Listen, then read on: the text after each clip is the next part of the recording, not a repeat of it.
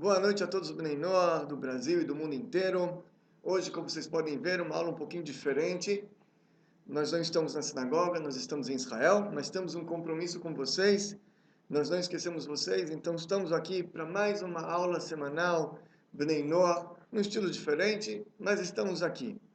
Enfim, antes de começar a falar um pouquinho sobre a aula, sobre o tema que vamos falar hoje será sobre os terremotos que tivemos aqui em Israel. Não sei se vocês estão sabendo aí no Brasil, mas teve terremotos aqui em Israel. É verdade, no norte de Israel. Teve inclusive um ontem à noite. Mas antes de entrar no assunto em si, eu queria falar um pouquinho para vocês o seguinte. Assim que eu cheguei em Israel, houve o falecimento de um grande amigo, de um grande rabino, que muitos de vocês tiveram o mérito e a honra de conhecer no nosso segundo seminário Bnei Noach, aberto a todos os Bnei Noach, que aconteceu em novembro de 2016, na cidade de Roque, em São Paulo. Foi o grande rabino e amigo Rabino Boaz Kali. Rabino Boaz Kali, ele foi aquele que, eu posso dizer assim, me inspirou a começar o trabalho com Bnei Noach. Ele esteve no Brasil, se não me falha a memória, pela primeira vez em 2011. Nesse momento ele veio para resolver alguns assuntos, enfim, não necessariamente o Bnei Noach. E ele contou, mais tarde, me contou essa história algumas vezes, ele contou também no congresso dos rabinos, dos emissários do Rebbe em Nova York, que ele veio para São Paulo. E ele vê aquele mundo de pessoas, milhões de pessoas andando na rua. Ele falou, Ribono Shel Olam, Senhor dos céus, olha tudo isso aqui, Bnei Noach, como é que a gente faz? A nossa missão, tanto Bnei Noach, tem que transformar isso tudo. E ele estava no meio de dois prédios altos, arranha-céus, ele fala, e tinha um banco ali embaixo. Ele sentou no banco entre dois prédios, dois arranha-céus, e ele abriu uma carta do Rebbe. Nisso que ele abriu uma carta do Rebbe, ele falou, Rebbe, o que eu tenho que fazer aqui? Como é que eu transformo isso tudo? Eu não sei falar o português, eu não tenho como me comunicar com essas pessoas. E aí o Rebbe fala para ele o seguinte, está escrito na Torá que Aaron, a Cohen, Arão, o sacerdote, ele acendia as velas no templo. Você tem que acender velas. Você tem que acender outros rabinos, outras almas que também entrem nesse trabalho. E o Rebbe falava, está escrito lá, Belotcha Tanerot, quando você fazer as velas acenderem. Explica o Rashi, você tem que ficar acendendo as velas até que elas acendam sozinhas, não precisam mais do sacerdote para acender. Depois que você tirou o fósforo de lá, ela fica acesa sozinha, por si só. Então ele entendeu que ele tinha que então acender velas aqui, e que essas velas depois tinham que seguir automaticamente, sozinhas, que não dependam mais dele. O Rebbe ele sabia o que estava fazendo, o Rebbe sabia o que estava falando. E ele conta que ele acendeu lá em São Paulo, Yaakov Gerenstadt, se ele contou no Congresso dos Rabinos. Eu me sinto muito honrado por isso também. E até em certa parte responsável também pela continuação de todo o trabalho que ele começou. Enfim, mas de uma maneira ou outra, Rabino Boaz foi um grande homem, uma pessoa muito especial, onde ele ia com um sorriso na boca. Ele fazia amigos, as pessoas gostavam e amavam dele. Mesmo sem se comunicar com o povo aqui no Brasil, em português. Teve alguns Bnei Noach que me escreveram, que choraram o falecimento dele. Enfim. E a gente tem certeza que lá em cima ele vai continuar lutando pelos Bnei Noach, pelo movimento Bnei Noach, até transformar o mundo inteiro, que sirvam a Deus de Israel junto com os judeus na vinda do Mashiach em breve, nossos dias. Amém. Uma outra introdução, eu tive no Shabbat aqui na sinagoga, me pediram para falar também. Eu falei sobre o trabalho de Bnei Noach que temos no Brasil, com todos vocês. As pessoas ficaram extremamente bem impressionadas e acharam muito interessante. A gente espera que cada vez mais pessoas entrem nisso. Aqui em Israel é um pouquinho mais difícil porque a maioria absoluta são judeus e alguns não judeus que moram aqui, eles acham que são judeus também, então é mais difícil fazer o trabalho aqui em Israel. Mas, enfim, A gente espera que a gente tenha mais adeptos e mais pessoas que trabalham com isso. Bom, uma vez colocadas essas introduções, gente, eu vou falar um pouquinho sobre, nessa semana, alguma coisa assim, um pouquinho talvez até mais diferente do que o normal, mas uma coisa interessante que aconteceu aqui em Israel. Vocês sabem, gente, no dia que eu cheguei teve um terremoto. Eu não senti o terremoto, eu vim para o sul de Israel, mas no norte teve terremoto. O meu filho estuda no norte, ele esteve aqui comigo em Shabbat, veio nos visitar, eu perguntei para ele se ele sentiu, ele falou que teve 3. O primeiro ele nem percebeu, nem soube que aconteceu alguma coisa. O segundo, parece que ele estava dormindo. E o terceiro, ele sentiu que a cama dele assim estava balançando. Ele falou, quem está balançando a cama? Não viu ninguém balançando? Ele entendeu que é o terremoto. Não achou que nenhuma alma penada não, gente. Ele entendeu que era o terremoto que estava balançando a cama dele. Bom, algumas pessoas ficaram nervosas aqui, ficaram apreensivas. Não nervosas, apreensivas seria a palavra correta. Será que vai ter mais terremoto? Um terremoto grande? Será que tem problema? Será que tem perigo? E aí começaram a colocar opiniões. E veio uma carta do Rebbe que saiu nas mídias sociais, de uma pessoa que muito tempo atrás escreveu para o Rebbe, muitos anos atrás, 40, 50 anos atrás, eu não me lembro exatamente, de que os peritos estão falando que vai ter terremoto perigoso. O Rebbe lhe respondeu que mesmo os maiores cientistas hoje não sabem detectar o terremoto, a não ser alguns momentos antes. E quem é esse perito, ou que se diz perito, que já sabe detectar terremoto muito tempo antes? Perguntou o Rebbe. Ele falou, fica tranquilo, durma tranquilo. Essa foi a primeira carta. Mas teve uma segunda carta interessante que postaram. Aliás, não foi uma carta, postaram em nome do Rebbe, eu não achei, não procurei a fonte, eu posso procurar depois. Mas uma coisa muito interessante. O que o Rebbe fala que é bom para terremoto? Ele fala o seguinte, o Rebbe, muitos anos atrás, ele saiu com uma orientação para que a gente tenha fixado na casa da gente uma caixinha de tzedakah. Aonde exatamente? Mais precisamente na cozinha. Na cozinha de casa, você vai lá com prego, martelo, pega uma caixinha de tzedakah e fixa a caixinha na parede. Ela fica pendurada na tua parede. Eu tenho na minha casa, na cozinha tem uma caixinha fixada, parafuso, a gente colocou, está lá desde o dia que a gente entrou, a gente coloca a tzedakah lá, quando enche, a gente caminha para alguns assuntos de tzedakah, e é uma coisa muito importante, uma coisa muito boa para a pessoa ter em casa, porque a parte da casa, ela vira tzedakah. Sua casa vira uma parte da mitzvah de tzedakah. Assim o Rebbe orientou. E quando começaram a falar sobre terremoto, alguém falou o seguinte, que o Rebbe ele disse que a gente, quando coloca kupat tzedakah, caixinha de tzedakah, nas paredes de casa, a gente reforça a casa. E aí não tem medo do terremoto. A terra pode balançar, a casa ela está firme. Ela está com caixinha de tzedakah, as paredes estão firmes. A pessoa vai olhar e falar, meu amigo, não é isso, Rabino, para de brincadeira. As pessoas vão falar, que negócio é esse? Você bate uma caixinha de tzedakah na parede, isso salva do terremoto? Então a resposta é positiva. Por quê? Eu vou tentar explicar para vocês, gente. Está escrito na Torá que Kutch Abrihu está aquele Beoraita ou Bara Alma. Está escrito no Zohar, aliás, na Kabbalah. Para você que gosta de estudar Kabbalah, então temos hoje aqui um versículo da Kabbalah, meu amigo. Não precisa procurar em outros lugares. Tem tudo na Hassidut. Então o Zohar fala, Kutch Abrihu está aquele Beoraita ou Bara Alma, que o Todo-Poderoso, abençoado seja Ele, ele olhou na Torá e baseado na Torá ele criou o mundo.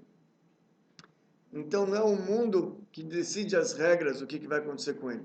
A Torá decide as regras do mundo, porque a Torá foi a planta base que Deus usou para criar o mundo.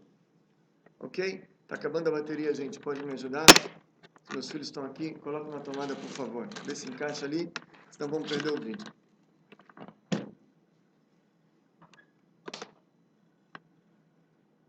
Ótimo. Não.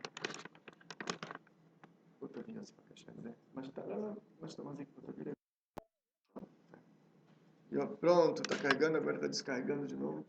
Puxa. Agora está carregando. Ótimo. Então, gente, Assim fala o Zohar, que no momento que Deus quis criar o mundo, primeiro ele escreveu a Torá. Depois que ele escreveu a Torá, ele olhando na Torá criou o mundo. Então, no momento que você resolve o problema na sua fonte, na Torá, você resolve o problema no mundo. A Torá, ela é dona do mundo. A Torá é aquela que comanda o mundo. Então, se na Torá fala algo, ela consegue transformar o mundo. Eu vou tentar dar uma explicação para vocês. Vou contar duas histórias. Primeira história, tinha um Hassid do terceiro Rebbe de Chabad. Esse Hassid, ele teve um problema muito sério no pulmão. Muito sério no pulmão. Foi nos médicos, tirou chapa. E depois que ele tirou a chapa, o que aconteceu? Ele levou para o Rebbe. O médico deu para ele 3 meses de vida. Um Hassid, o que ele faz? Foi até o Rebbe. Ele entrou numa audiência particular com o Rebbe. Ele mostrou a chapa para o Rebbe e falou: Rebbe, o médico me dá 3 meses de vida. Eu vou pedir aqui para os meus filhos não balançarem a mesa. Ok? Obrigado, gente.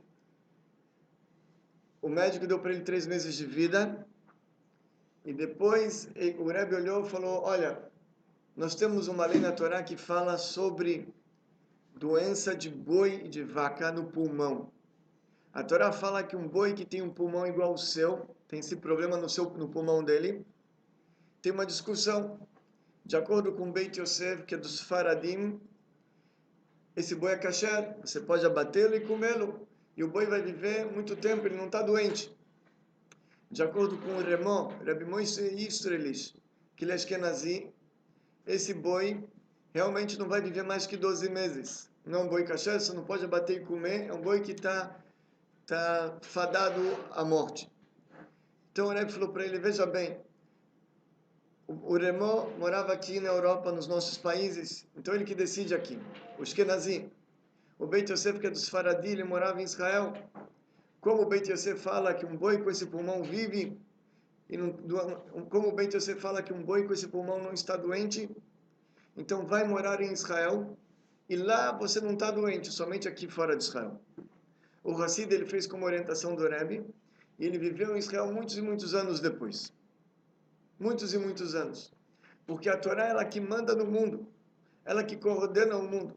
Se a Torá fala que está bom, é porque está bom. Se a Torá fala que não está doente, não está doente. Então, se o Rebbe fala que se você coloca uma caixinha de tzedakah na sua parede e não vai ter terremoto, você bota a caixinha de tzedakah, pode ter certeza, as placas tectônicas não vão se mexer. Pode ter certeza.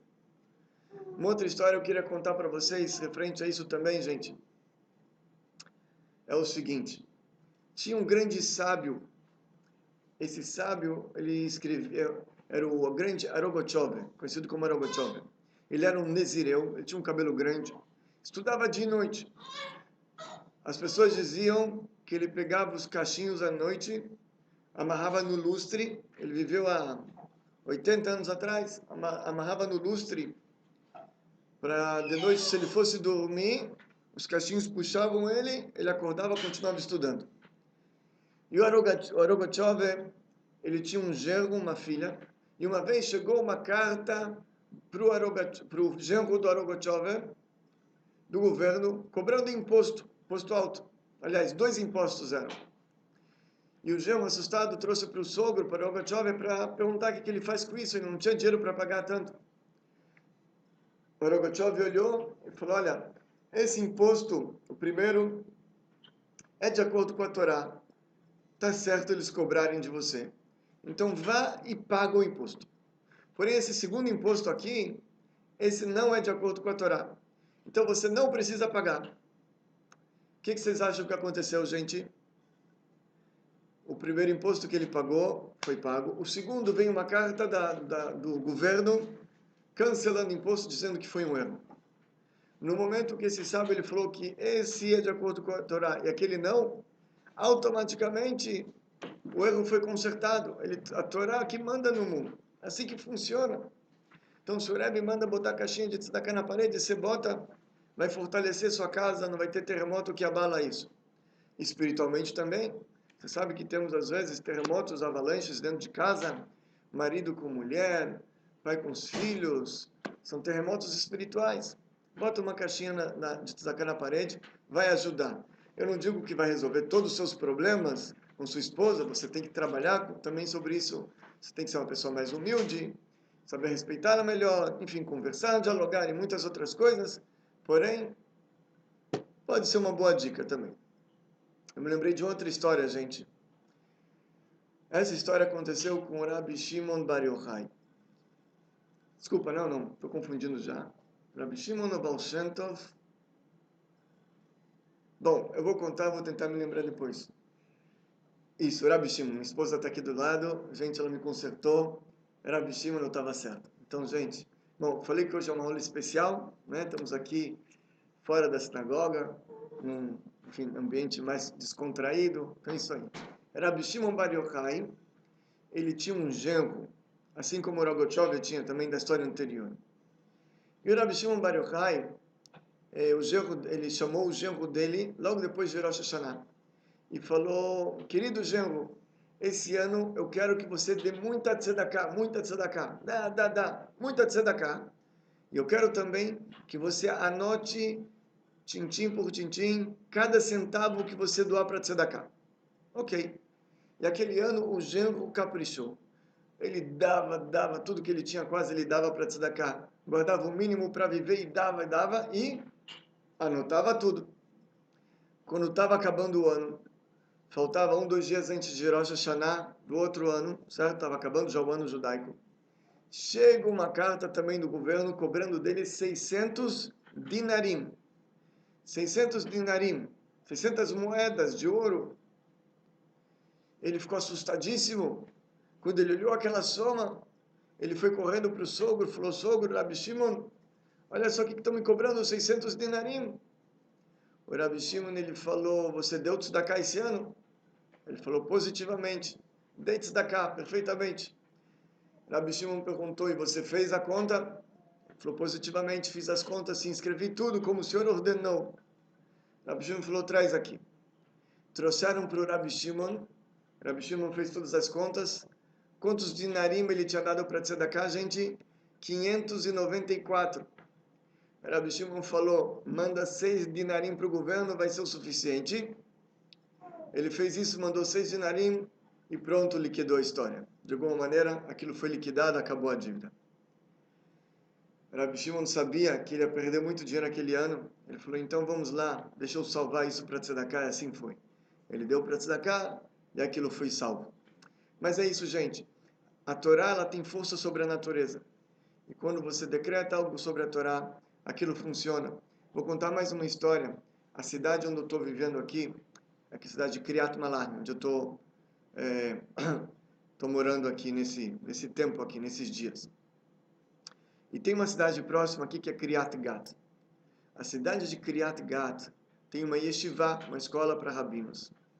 E essa escola, acho que foi na década de 80, ela estava quebrada, sem dinheiro nenhum. Sabe, escolas normalmente elas não têm dinheiro, escolas judaicas, pelo menos. E ela estava quase quebrando essa escola. O rabino tinha, Rabino Havlin, nome dele, dívidas até não acabar mais. Devia a mercearia, devia o açougue, devia a padaria, devia o leite, devia tudo, imposto e funcionários e salários, enfim. Chegou uma hora que ele não sabia mais para onde correr, todo mundo ligando para ele, todo mundo brigando com ele. A yeshiva tem que continuar, tem que comprar comida para as crianças, os professores têm que ter salário para funcionar, e ele não tem de onde. No desespero, o que ele fez? Comprou uma passagem para Nova York, foi até o Rebbe de Lubavitch. Ele foi no Rebbe de Lubavitch, ele falou para o Rebbe toda a situação, o que está acontecendo. E o Rebbe falou: você tem que juntar 3 rabinos, e você tem que fazer um din Torah, um julgamento pela Torá. O Rebbe falou: olha, também está a lei do Maimônides. Nessa lei do Maimônides, ele apontava para um trecho onde o Maimônides faz que quando a pessoa ela estuda a Torá, ela guarda os preceitos, as mitzvot, então que Deus deve dar para ela paz nesse mundo, para ela poder cada vez mais se ocupar com a Torá. Então ele voltou, ele foi até essa cidade onde eu estou aqui, pegou o rabino dessa cidade, que é o rabino Gershon Korn, de pessoa da memória. Ele pegou também o rabino Rabá dessa cidade, o rabino Yeruslavsky, e pegou um outro grande rabino que foi meu professor, que é o rabino Werther. Pegou esses três, fez um tribunal rabínico, apresentou o caso na frente deles, mostrou também onde o Rebbe mandou olhar. Os três rabinos olharam, então, no Maimônides, falaram: nós decretamos que Deus deve dar para vocês abundância. O rabino Ravlin pediu isso por escrito, e vocês não sabem o que aconteceu. Ele conseguiu sair de todas as dívidas. Ele falava assim: normalmente o dinheiro que entrava na conta do banco era automaticamente, como é que chama? Penhorado pelo governo, pelas dívidas. Ele não conseguia nem ver a cor do dinheiro. E de repente o dinheiro começou a entrar. O banco inexplicavelmente não penhorava o dinheiro. Ele começou a pagar as dívidas. Entrava dinheiro de onde ele não imaginava. Ele saiu das dívidas e hoje ele tem um prédio bonito, onde as crianças têm conforto para estudar a Torá como precisa. A Torá que manda no mundo, gente. A Torá que manda no mundo. É assim que funciona. Agora, a terceira carta que colocaram hoje também, eu quero ler para vocês. Eu vou tentar achar aqui, gente. Um minutinho. Mandaram para o WhatsApp. Estou achando aqui, olha, uma carta do Rebbe, onde ele fala sobre isso, essa carta que era muito interessante. Onde o Rebbe também fala sobre terremotos. Olha o que o Rebbe fala. Matzir shbekium mitzvot tzedakah v'yosher ba'olam. Ishketu reidot adama ba'olam. O Rebbe ele falou de que através da mitzvah de tzedakah e através do mundo honesto, isso vai acalmar os terremotos no mundo. Assim o Rebbe falou. O Rebbe falou isso em 1991. Provavelmente naquela época teve algum terremoto maior. Eu não me lembro. Podemos talvez pesquisar que terremoto teve nessa época, final de 90 ou 91. E o Rebbe fala: se o mundo for cumprir mais a mitzvah de tzedakah e for um mundo mais honesto, a terra vai acalmar. Veja, imagina, isso eu entendo bem, dá pra gente entender. Veja, imagina você pegar um peixe, coloca esse peixe no sol por 2 dias. 2 dias. Depois de 2 dias, o peixe deve estar com um odor terrível. Come esse peixe. O que vai acontecer com o seu estômago, seu intestino? Daqui a pouco você vai botar tudo para fora, não é assim? Vai ter um terremoto na sua barriga. A mesma coisa. Você tem corrupção na terra. Você tem falta de honestidade. A terra ela também começa a vomitar, ela começa também a fazer o terremoto dela. Então, gente, isso aqui é a missão dos Bnei Noach. Os Bnei Noach, principalmente eles têm essa missão de fazer um mundo bom e um mundo honesto para Deus poder habitar aqui embaixo.